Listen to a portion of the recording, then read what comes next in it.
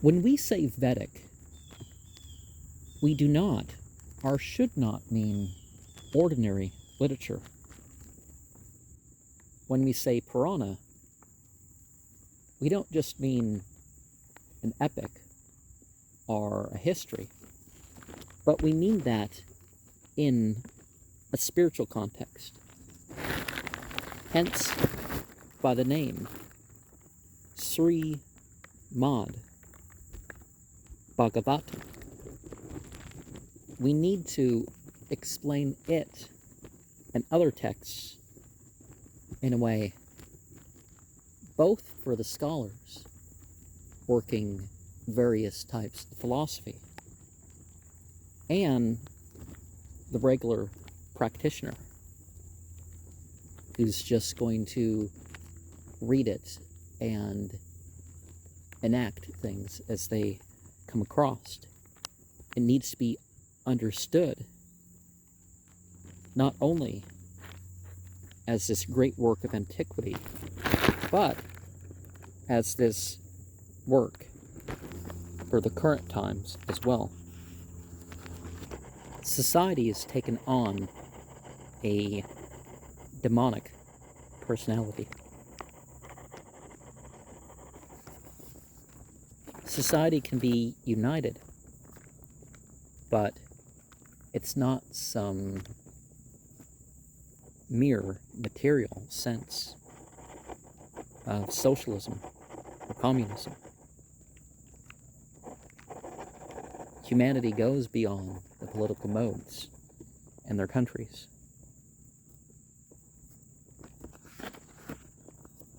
In what ways can humanity be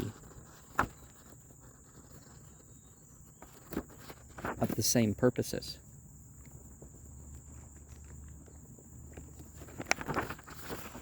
What issues are worth fighting over? And what issues should just be left to, well, there's disagreement, so we're just not going to work with each other in that area, right? What would be success for an ideology? Well, for one, we need to put things in the context of mythology.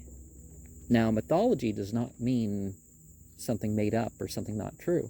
It means that it has a purpose, that it has meaning. So it's greater than any mere ideology could be. We need to focus on the mention of divinity. We need to focus on the mention of what the pious did, what the pious taught.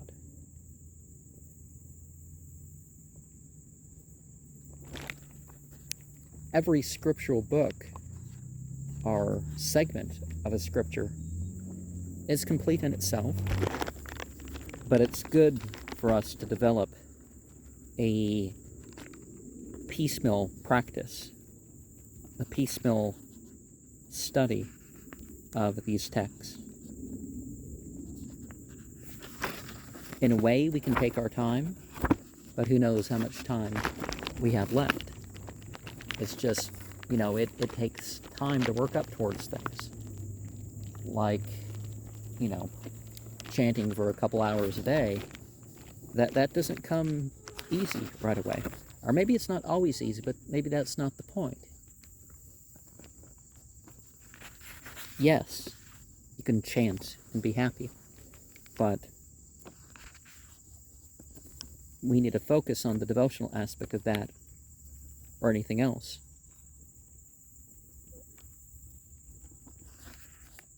Illusion and delusion are not essential existence. It's what's been done to existence.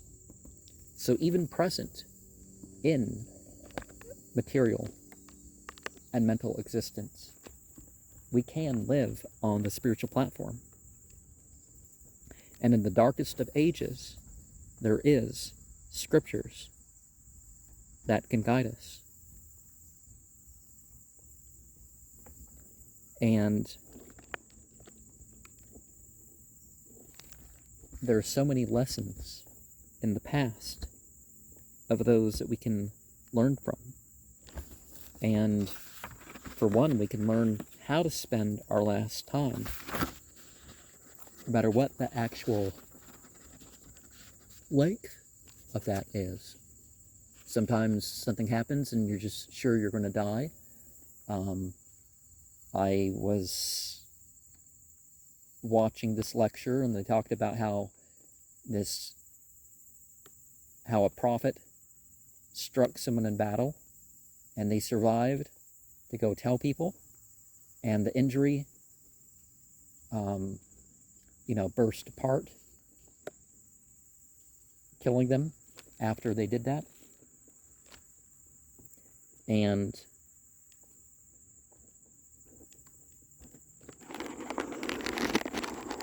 when we work towards our own spiritual welfare, one of the things that we need to do is consider the spiritual welfare of the rest of society, of the rest of existence. Just like I think the last program that I did on this series was the talk of realizing what something would do to the other creations, they took it back. Or what it was doing, they, I guess, took it back.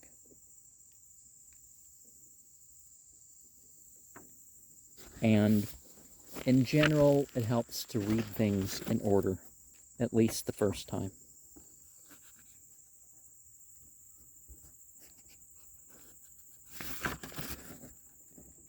So, we have a picture of A.C.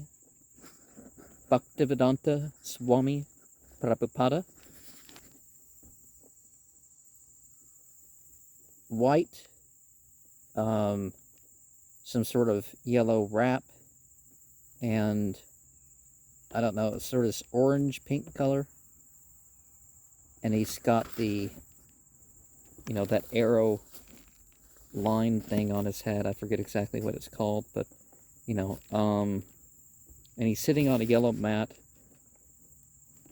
on grass. So you can definitely use modern materials for your meditations. And then we have Ambarisha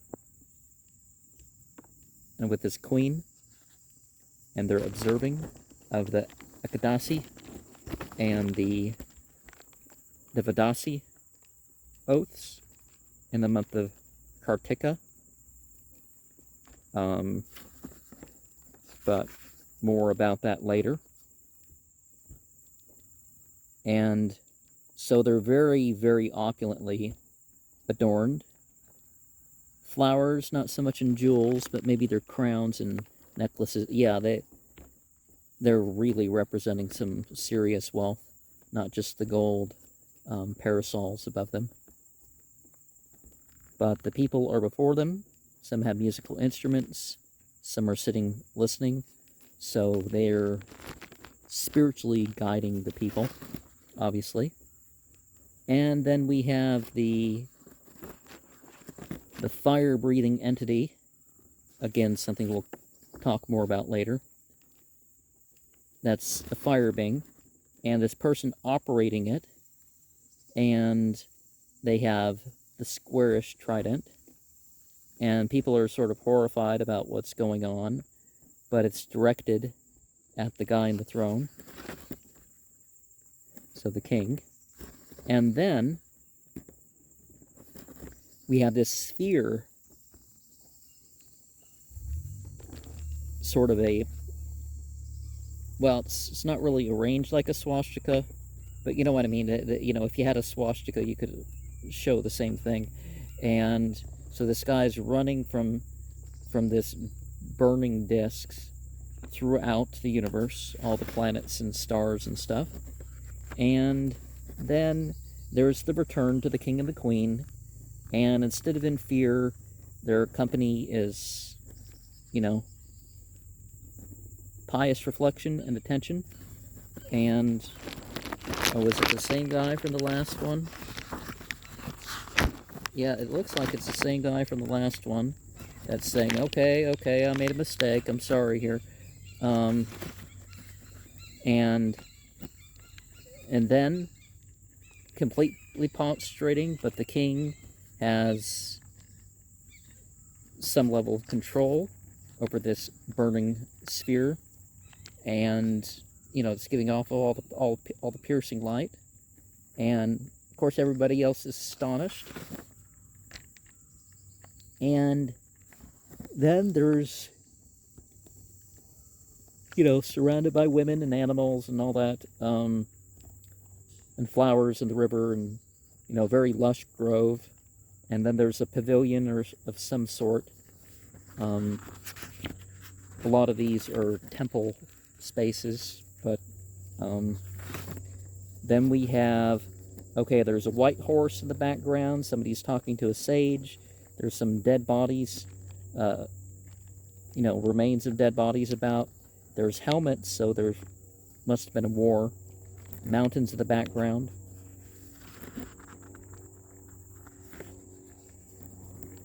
And I think there's supposed to be ashes. Ashes all about. So amongst the death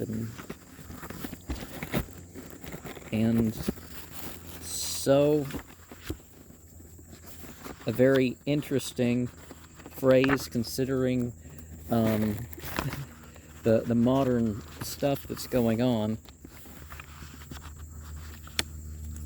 The king becomes a woman. And once upon a time doesn't kind of come off right in today's culture, but it's okay.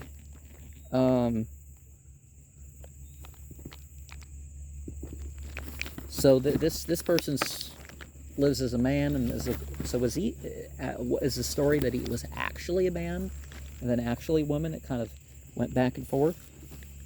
And there's certain causes and results along the way. A proper commentary grounded in knowledge adds to the spiritual knowledge. And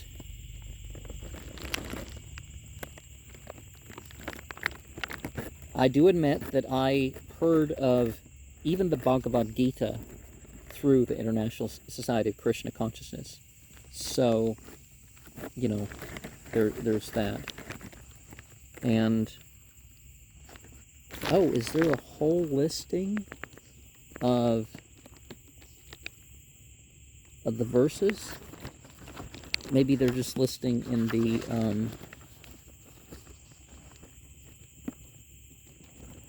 ones that are listed in this volume, because I'm not seeing all the cantos mentioned.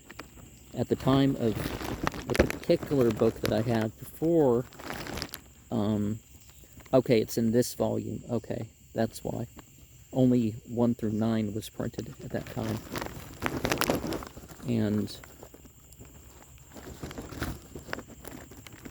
so a yajna is a sacrifice.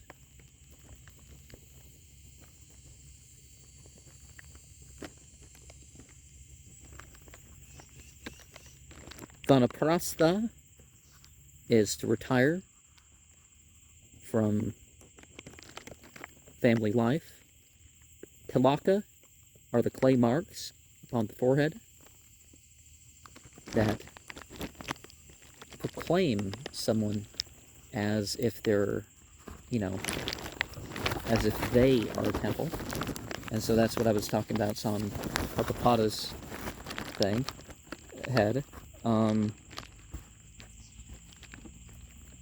And a true sati rite is not forced, but we're not advocating suicide in any context on this channel. It's just, we need context for some of that. Prasada is the food that has been offered to deity.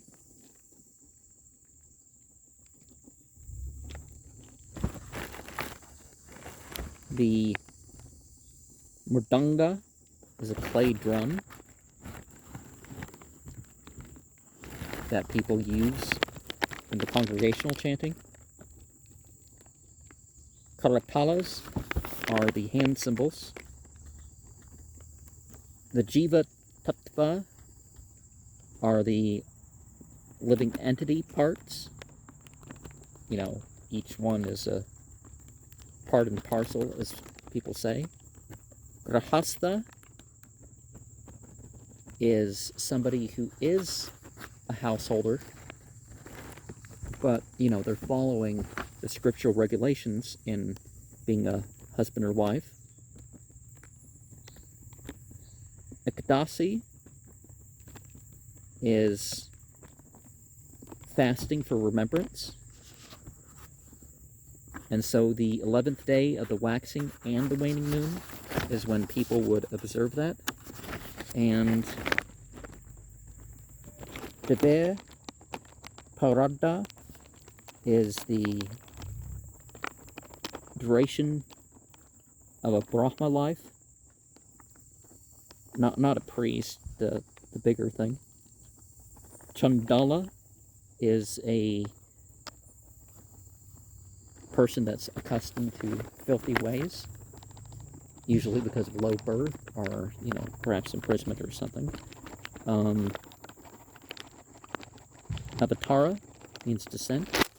A Manu is a 14th of 4,320,000,000. And so in each there's supposed to be administrators of affairs, so sort of a long-term changing of the angelic guard, which is a feature in Western mythology as well. Not as easy to find, but you definitely find that idea. And don't be afraid to travel and go and,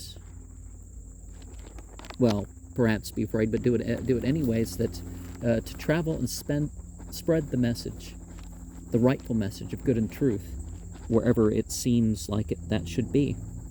Contribute to, you know, translating and distributing and such of spiritual texts. Set up schools, take part in temples, you know, set up agricultural communities, or at least individual farms or something on spiritual principles, and realize that even poverty may not be always the obstacle that it seems like it's going to be. Sometimes you need to study for years before releasing any particular scholarly work, and that's perfectly fine. Start. Whatever you start on, there's some credit towards that end. Sometimes you do something small, a couple page thing that you release twice a year, or, you know, once a year or whatever. Some people, you know, occasionally have a poem. When you need a spiritual master, you will have a spiritual master. You'll have at least what you need to make the right choices if you're open to it.